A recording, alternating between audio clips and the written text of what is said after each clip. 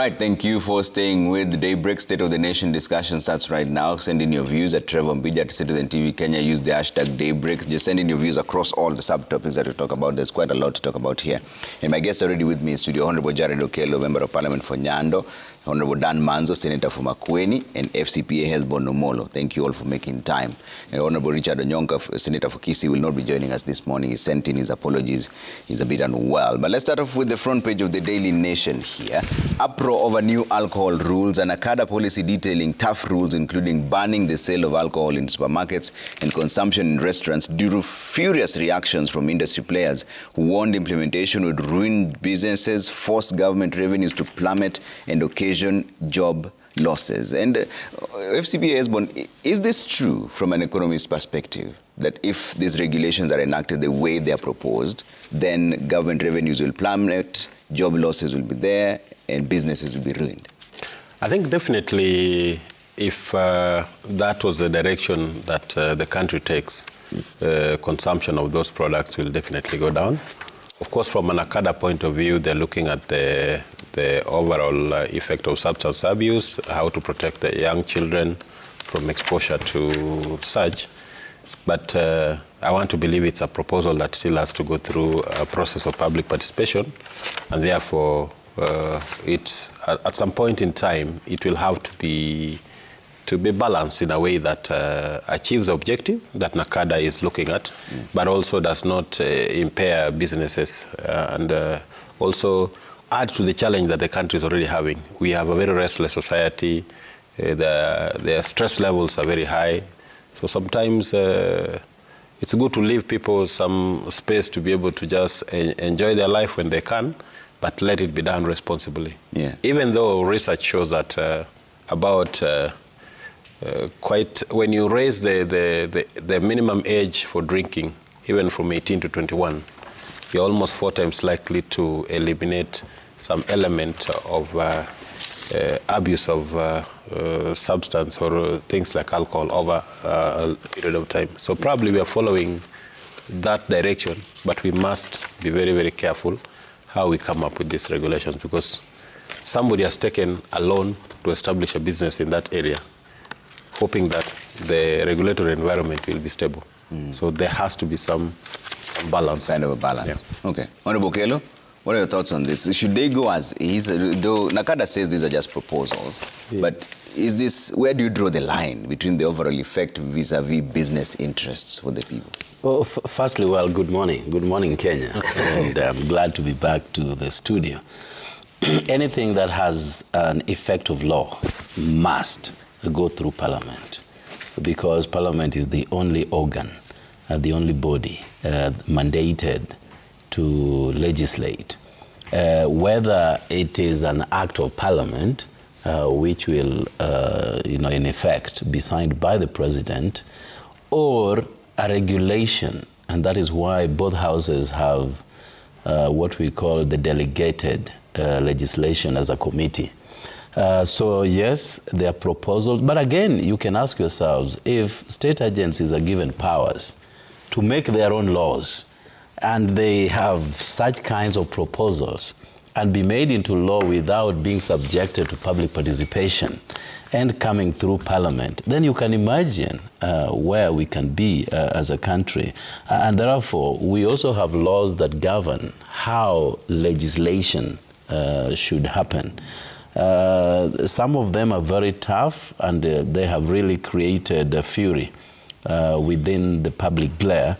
But we hope that with public participation, I don't know, public participation is an integral part of our lawmaking processes. There are many cases that have ended up in law, in our courts, stemming from pieces of legislation from Parliament that have not seen the light of the day just because they did not go through public participation. And you remember, a court has also pronounced itself on the kind of public participation that must be carried out. That one, it has to be quantitative, meaning they have to, through an empirical data, show the number of people who were talked to or who gave out their views in that kind of regard. And number two, it has to be qualitative. You know, you don't just bring people across, the naysayers or the yes men or yes women.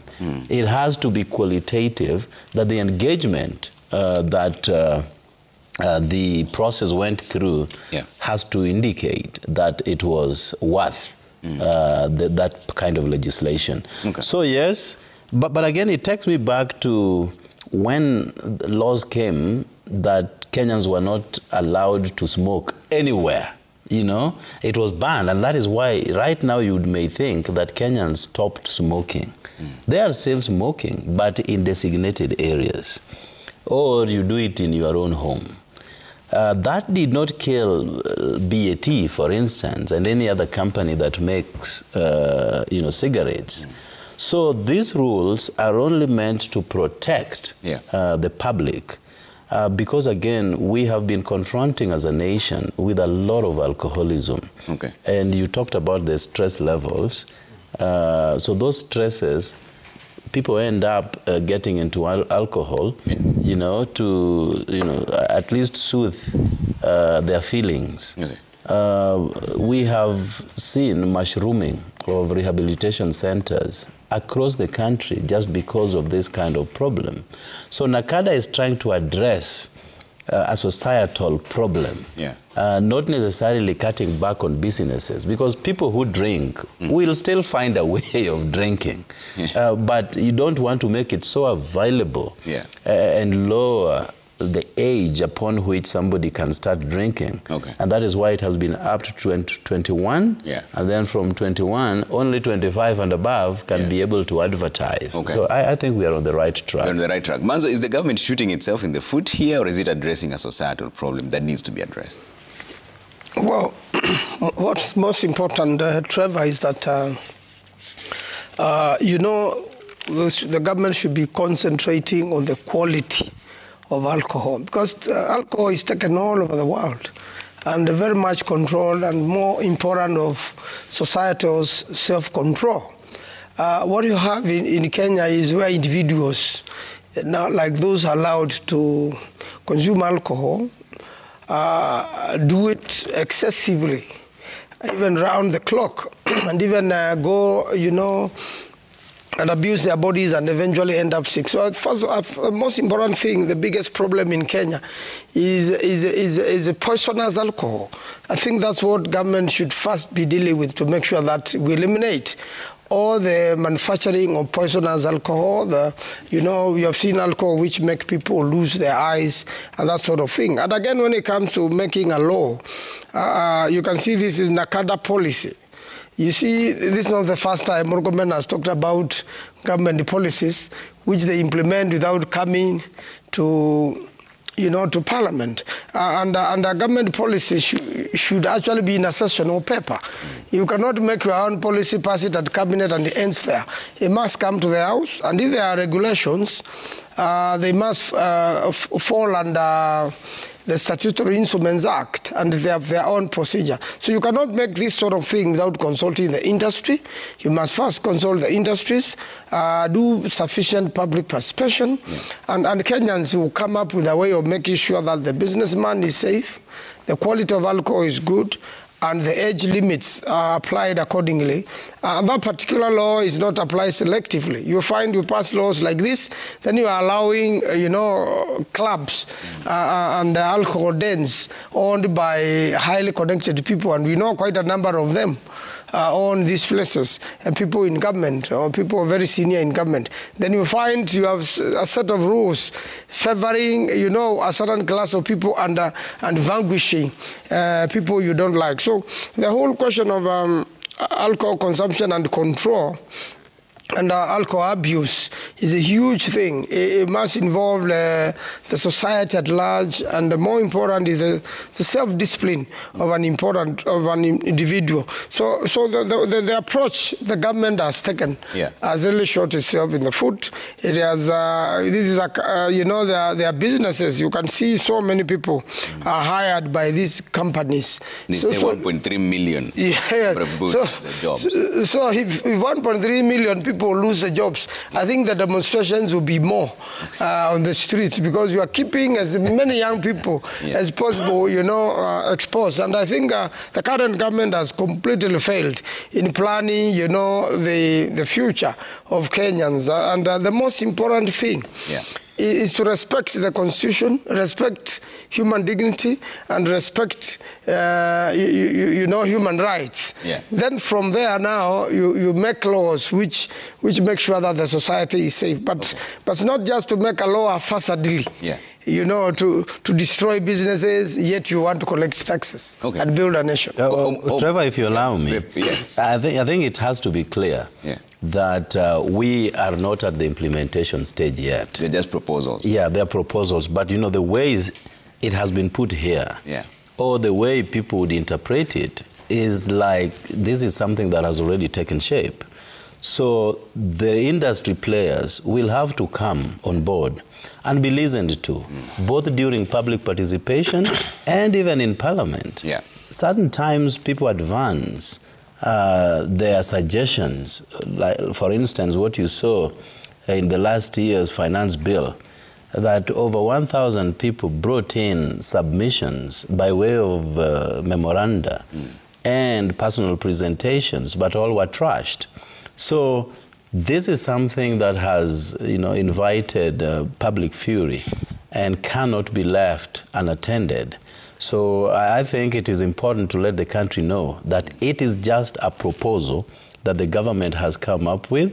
It will not be implemented until such a time that the organ with the instruments of legislation, which is Parliament, will have to push its voice here. So, Trevor, it's not. I will tell you what has been happening with this ministry. There are so many regulations that have passed, and when Murkomen came to Senate, he said, they pass policies and implement. Just like this shoot and kill regulation and some sort of laws, did they ever come to Parliament? Are they part of our laws? So this is already being implemented, and I'm very sure they'll do it without coming to Parliament. As the way it is framed right now, is it good proposals or bad proposals from an economic perspective? I think from an economic perspective, there are definitely challenges. But I think let's look at it from the regulatory point of view. What is the role of NACADA? And what are they trying to achieve? One, they're trying to target illicit brews. Which is 60% of the... Which is 60% of what is consumed. So they need to target it and eliminate it. Number two, they're targeting underage drinking, which is a problem and is affecting the young minds in the society. And I've given examples of what research indicates. That if you start consuming alcohol at 15, by the time you get to 25, you are very likely to be an addiction candidate. So it's important that at that young age, when the mind is still developing, it's not intoxicated by alcohol. And therefore, NACADA has a responsibility around that. And then, of course, there has to be that element then of ensuring that the health of the people is protected through those kind of things. But having said that, I think Manzo is a politician. So when you hear him say that there is a regulation on shoot to kill, that's not true. We know there's nothing like that. But of course, there are pronouncements people can make from time to time, depending on what they are trying to do in terms of interpreting what the law says on certain things. But I think the proposal as it is still has to go through public participation, and therefore there shouldn't be a necessary alarm around it. It's an invitation for players to come in and give their perspective, what they need to be panel beaten, to be able to meet a space where NACADA is able to discharge its mandate, but at the same time not unduly get into the space of the private citizen who are able to make their decisions. But at the end of the day, as an adult who is responsible, you can consume these products without affecting the young ones. You cannot be drinking in your house and the children are there. I think it's not a good thing. You cannot be selling alcohol every other corner. There's a school around. There are aspects of enforcement that need to come in. So to what extent are the current existing laws strong enough to deter abuse of the product and also illicit brews within our space? But how do you balance this, the overall effect vis-a-vis business interests, vis-a-vis government's need for more revenue? I think government needs more revenue, and therefore it would be very happy to tax that sector.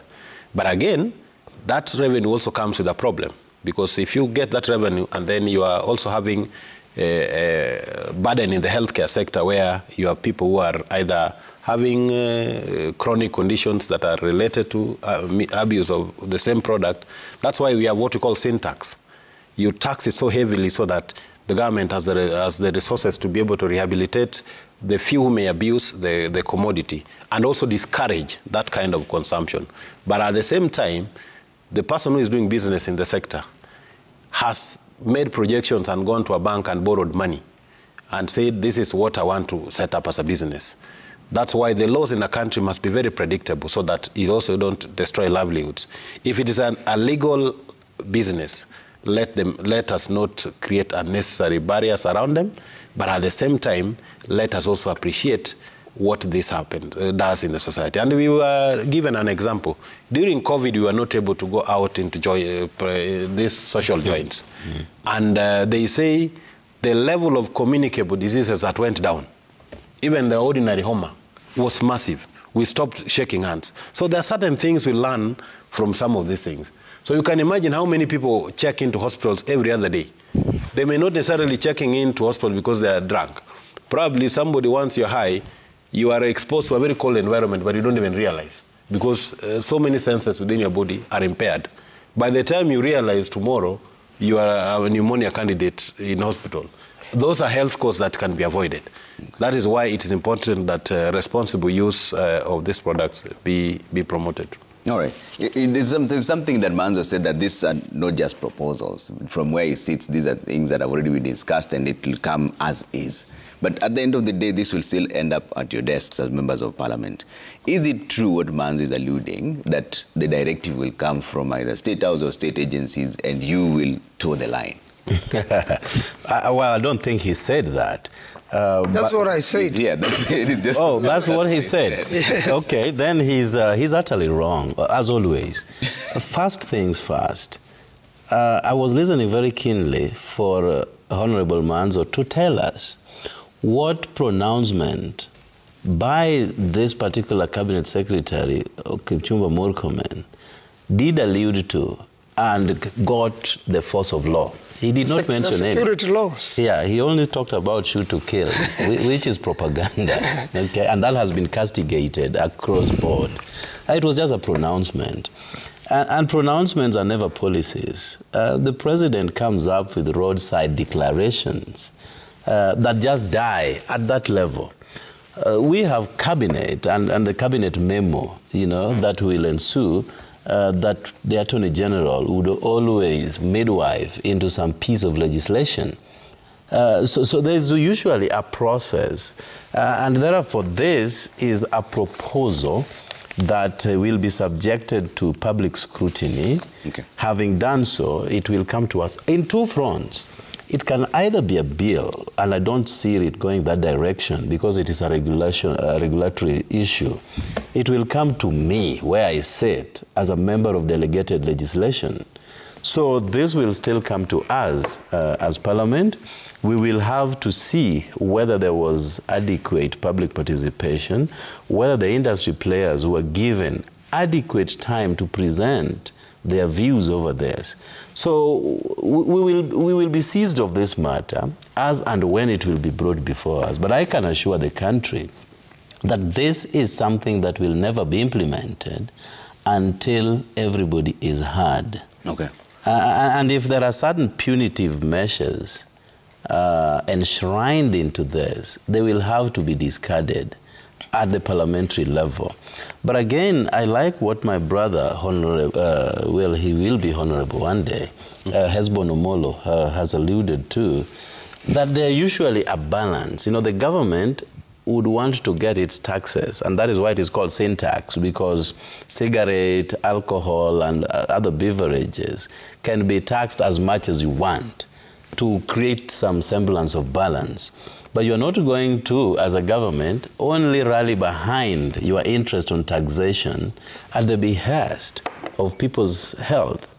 So it's usually a very, very thin balance that it's akin to having a government that cannot enforce laws.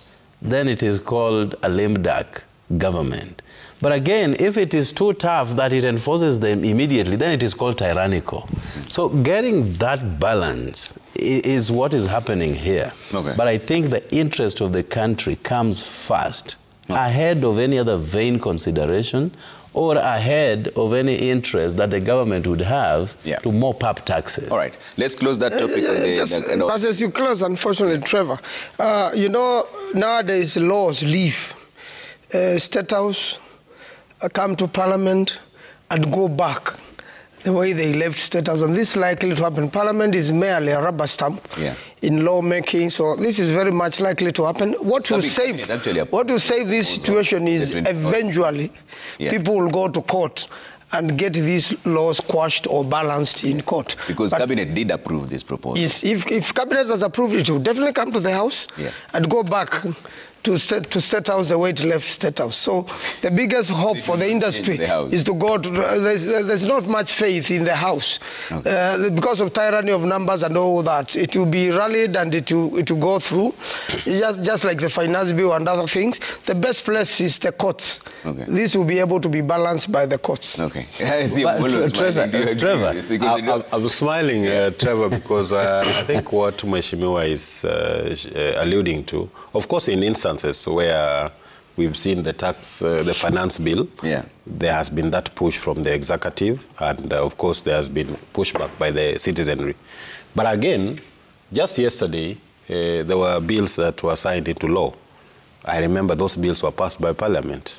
They went for presidential assent. The president returned them for things that were clearly not right, and the Parliament was able to apply its mind and make the necessary corrections. And those are going to affect us in very many ways, including accessing certain financial support from the IMF in terms of how strongly are we committed to fight against corruption and abuse of the space for those who are in the public service to use their positions to influence business in the public space. Okay. You just missed it. We'll talk about two-thirds. You see, Parliament never raised two-thirds to overrule the president. Okay.